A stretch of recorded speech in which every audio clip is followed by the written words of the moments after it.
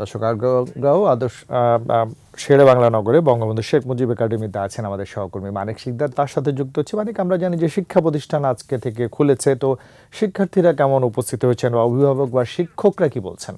Walton fridge কিনে অনেকের মতো আপনিও হয়ে যেতে পারেন মিলেনিয়াল। সেরা পণ্যের সেরা অফার। রাজীব, যেটা হচ্ছে আজকে আবহাওয়া অফিস থেকে আমাদেরকে যেটা জানানো হয়েছে, চতুর্থবারের মতো কিন্তু টানা হিট ওয়েভ সতর্কতা জারি করেছে। এরই মাঝে আজকে সারা দেশের সরকারি, বেসরকারি, প্রাথমিক, উচ্চ মাধ্যমিক থেকে সকল ধরনের প্রতিষ্ঠান কিন্তু খুলে দেওয়া হয়েছে।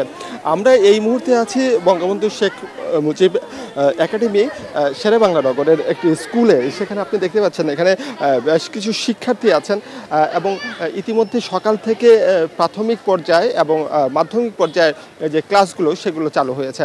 আমরা এখানে স্থানীয় যে যারা শিক্ষক শিক্ষার্থী যারা আছে তাদের সাথে আমরা কথা বলেছিলাম।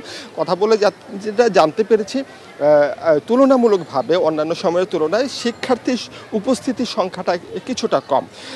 এছাড়া শিক্ষক যারা আছেন এবং অভিভাবক যারা আছেন তাদের একটা মিশ্র প্রতিক্রিয়া আমরা দেখতে পেয়েছি। অনেক শিক্ষক, শিক্ষার্থী এবং অভিভাবক তারা বলছেন যে পরিস্থিতিতে বিরাজ করছে, এই পরিস্থিতিতে আসলে শিক্ষা প্রতিষ্ঠানটা খুলে দেওয়া ঠিক হয়নি। আবার কোনো শিক্ষার্থী এবং অভিভাবক যারা বলেছেন যে শিক্ষার প্রয়োজনেই আসলে এই অবস্থায় ঠিক আছে, কিন্তু অনলাইনে ক্লাস হতে পারতো। আমরা এখানে কয়েকজন শিক্ষার্থী আছে, তাদের সাথে আমরা একটু কথা বলতে চাই। আচ্ছা, তুমি একটু বলো যে আজকে যে স্কুলটা খুলে দেওয়া হয়েছে, এতে করে আসলে তোমাদের কি উপকার হলো নাকি ক্ষতি হলো? অনেকদিন পরে আমরা কলেজে এসে খুবই আনন্দিত হয়েছি যে রমজানে আমরা এতদিন বন্ধ পেয়েছি, গরম উপলক্ষেও আমরা অনেকদিন বন্ধ পেয়েছি। আর যেহেতু যাতে আমাদের গরম না লাগে এই জন্য আমাদের ক্লাসটা আরও বাড়িয়ে দিয়েছে, এটা আমাদের অনেক ভালো লাগছে। আমাদের জি, যে এটা শিক্ষার্থী যেটা বলছিলেন তার প্রতিক্রিয়া ব্যক্ত করছেন যে অনেকদিন পরে ক্লাসটা ভালো লাগছে। আমরা এখানে একজন শিক্ষক আছেন, আমরা একটু তার সাথে কথা বলতে চাই। এই যে গরম চলছে, টানা চতুর্থবারের মতো হিট ওয়েভ জারি করা হয়েছে আবহাওয়া অফিস থেকে, এতে এই গরমের ভিতরে স্কুল খুলে দেওয়াটা আসলে কতটুকু যৌক্তিক মনে করছেন আপনি? আসলে তো স্টুডেন্টরা আসলে নির্ভর করছে ছাত্রছাত্রীর উপরে, ওরা আসলে কতটুকু সহ্য করতে পারে সেটাই। আর আমাদের এখানে তো অনেক ধরনের অনেক বাচ্চা, ছোটো বাচ্চারা আছে। হ্যাঁ, তো বড়রা যারা কলেজে পড়ে তাদের ব্যাপারটা একটু আলাদা, ওরা হয়তো কোনো রকম মানিয়ে নিতে পারবে, কিন্তু বাচ্চাদের একেবারে ছোটো বাচ্চারা যারা কেজিতে বা প্লেতে পড়ে তাদের জন্য একটু ব্যাপারটা ডিফারেন্ট আমার মনে হয়। আর হলো সরকার কি করতেছে এটার উপরে তো আমাদের খুব বেশি হাত নেই। আসলে আমরা তো সরকার যা বলে সেটা আমরা সেই অনুসারে কাজ করি। এমনি যে ক্লাসটা হচ্ছে এটা কি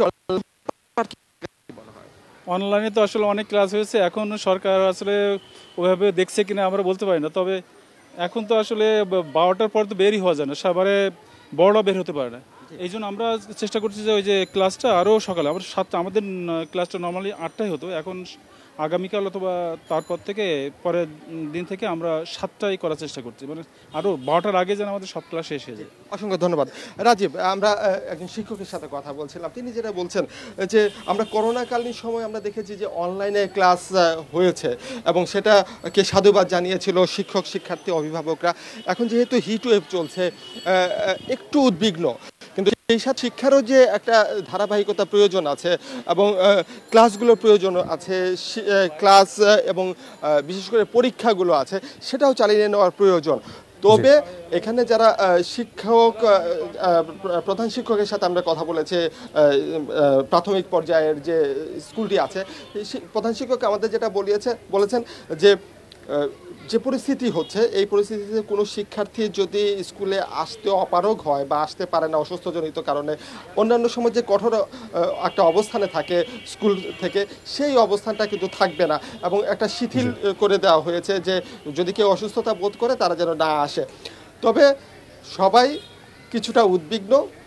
এই উদ্বিগ্নতা নিয়ে আসলে যতদিন এই তাপপ্রবাহ না কমছে অভিভাবকরা একটু উদ্বিগ্নই থাকবেন, এটাই মনে হচ্ছে। তো রাজীব, এই ছিল আমার কাছে এখানে থাকা সর্বশেষ। মানিক, আপনাকে ধন্যবাদ। দর্শক, শেরে বাংলা নগরে বঙ্গবন্ধু শেখ মুজিব একাডেমি থেকে শিক্ষার্থীদের সর্বশেষ অবস্থা জানাচ্ছিলেন আমাদের প্রতিনিধি মানিক শিকদার।